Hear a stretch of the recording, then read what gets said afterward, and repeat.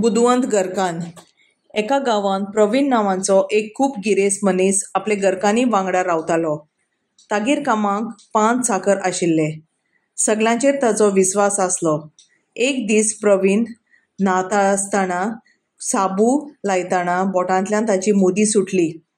न्हावन बोटाक घालतलो अशें चिंतून ताणें जनेलार दवरली.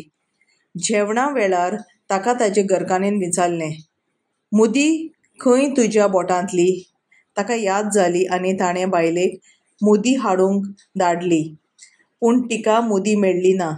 घरांत 5 चाकर आसात आनी विचारतलो कोणाक अशें ती चिंतूंक पडली.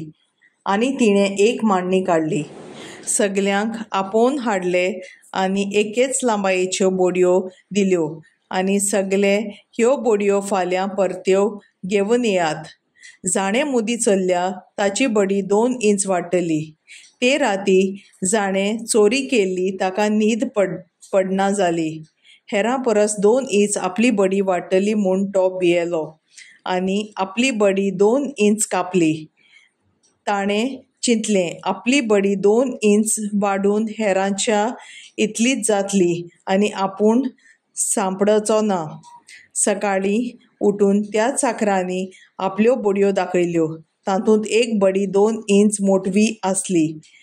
जाचे कडेन ती मुदी आसली तोच चोर म्हूण प्रवीणान पारखिलें. चोरान आपली चूक मानून घेतली आनी मुदी परत हाडून दिली.